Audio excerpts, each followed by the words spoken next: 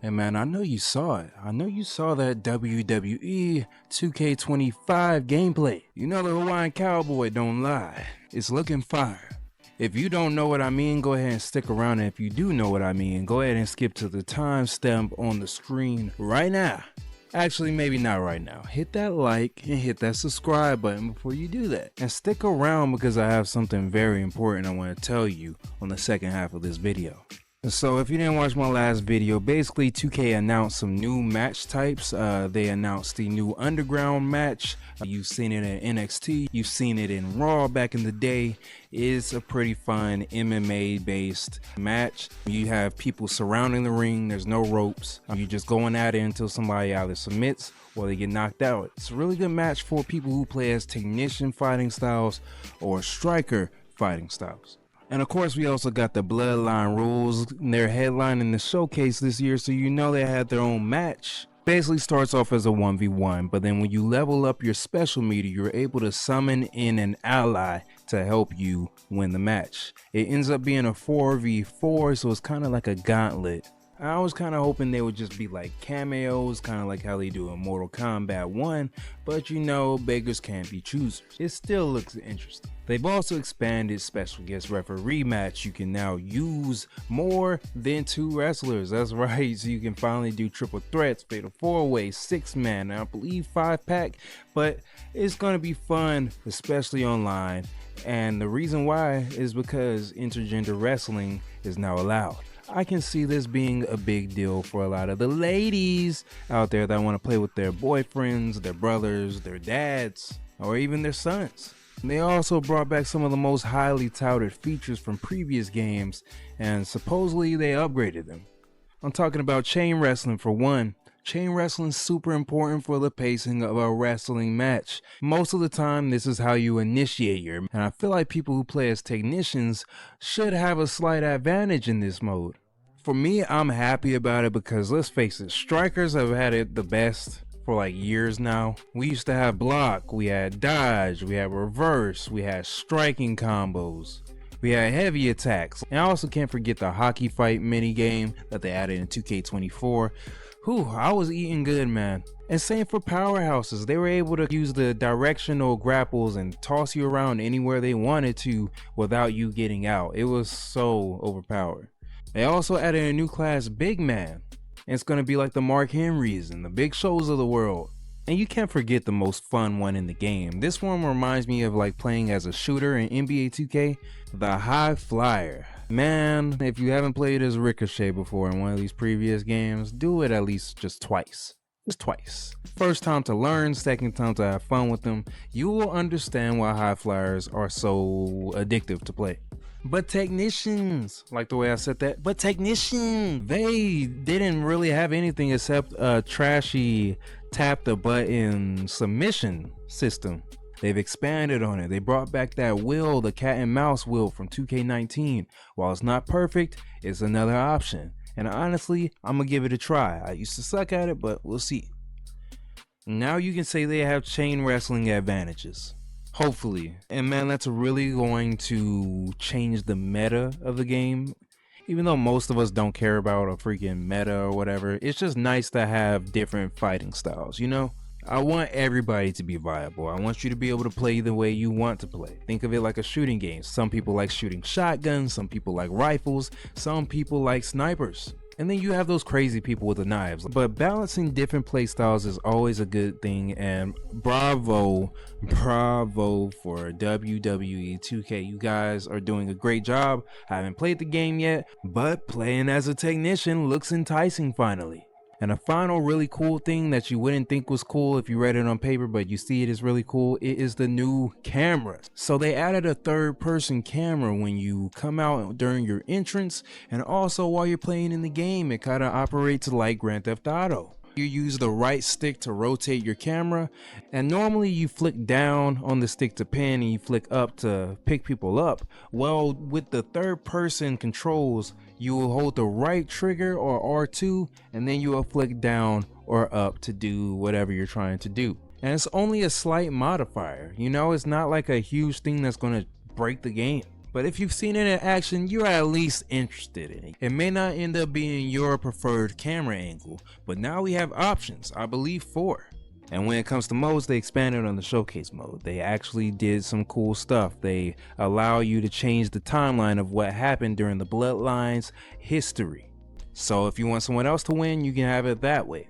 And they also got rid of the blurry IRL cutscenes. Now they're using in-game cutscenes, so it should be a little bit more organic and immersive. Universe mode has promos now, and you can also add PLEs to Saturday and Sundays. And here's a side note, I'm sorry, I'm gonna go off on a tangent just for a little bit. If you ever went in the universe mode and you played the superstar mode, you tell me what your opinion of it is. Because in my mind, it's supposed to be like the career mode from the SmackDown vs. Raw 2010, 2009 era. Where you pick a character, you rise them up the ranks and win and all that. That's nice, it works like that. However, my biggest gripe is the cutscene options. I had like no options to choose any cool cutscenes in Superstar mode. That was so trash, bro. I couldn't be a guest commentator, I couldn't be a special guest referee, I couldn't be a manager. It was just so limited. And 2K, honestly, if you are adding promos and you're adding more cutscenes, come on, man, give us a little bit more to work with if you're gonna do the superstar mode. If you want to go all the way with it, go all the way and give people access to those freaking cutscenes. I kid you not, man, I actually would have enjoyed that mode a lot more if we had those things. Do you relate on that? It seems like an easy fix, right? The creation suite. We can't talk about that. We don't even know what's going on with the creation suite yet.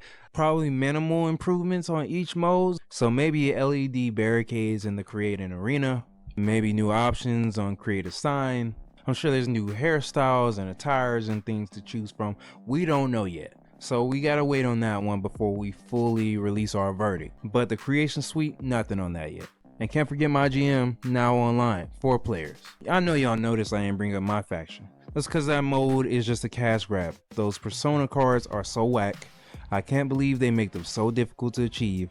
I just wanted Big Papa Pump Scott Steiner. I can't get him for the life of me. It's been 2 years. Oh my God, bro. You don't know. I could go on all day about all the issues I have with those ultimate team modes. I just don't like those. Loot box modes are uber toxic. It's like some weird dopamine reinforcement manipulation that they're doing to your brain, and it just doesn't feel ethical.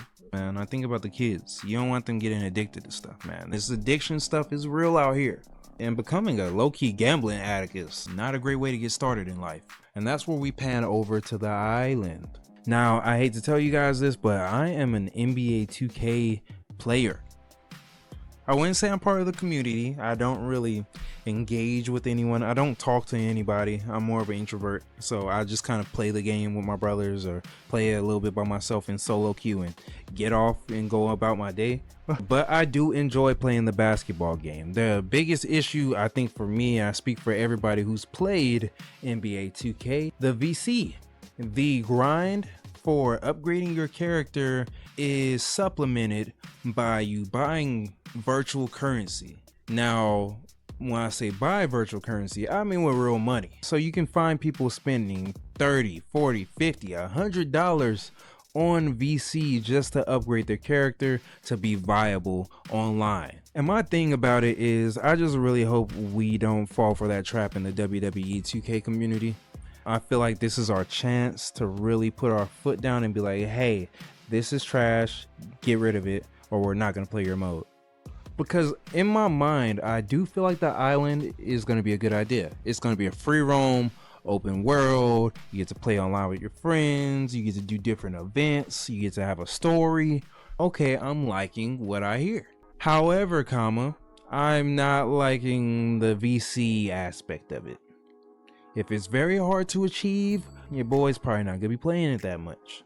It just doesn't feel right to give them more money after you already buy like a season pass for more characters and the accelerator and all that other stuff. They always want to add on more stuff for you to buy. And this time, This will ruin the community. This will bring so much toxicity because not only can you not respect your character, so you're gonna have regrets, but it also adds a little bit of like elitism in the community where you have people who did upgrade their characters fast, playing with people who are just grinding it the natural way, not wanting to play with each other. You'll have people making fun of each other, a lot of bullying, a lot of trash talking that is unnecessary. And you just don't want to go against somebody who's bought all the good moves. You will get annihilated, no pun intended. Everybody can play together with everybody. But I just need you guys to listen to me. Please do not indulge in the VC. They will tempt you. And 2K, please don't make it hard. Don't make this grind hard. If you can make it a normal grind where it takes people, I don't know, 2 weeks, 3 weeks to get to a 99, or I'm cool with that. But I don't want to be playing a month in and my guy's only like a 75 overall. I will actually just never play the game again. And honestly, I think that WWE 2K25 will be the greatest 2K WWE game of all time. We'll see greatest wrestling, we'll see, but definitely 2K for sure. And that's the one thing that I honestly think will make it or break it, because it's on the next gen, Xbox Series X and S, PlayStation 5. However, what will make it is making this game accessible to your whole community, making it easy to hop in, making it easy to level up, making it easy for people to play with each other on good servers. That will make the game a legendary game. What will break it is if our AAA game has an unrealistic grind. Nobody wants to work a full-time job in a video game. We don't want to work a part-time job in a video game. So don't do it to us, because we're not having it, right guys? Right? On a serious note, I know we all have our own opinions about different things. Everybody's opinion is valid, but there is one thing I need us all to agree with in solidarity, and that is to not give 2K more money through VC.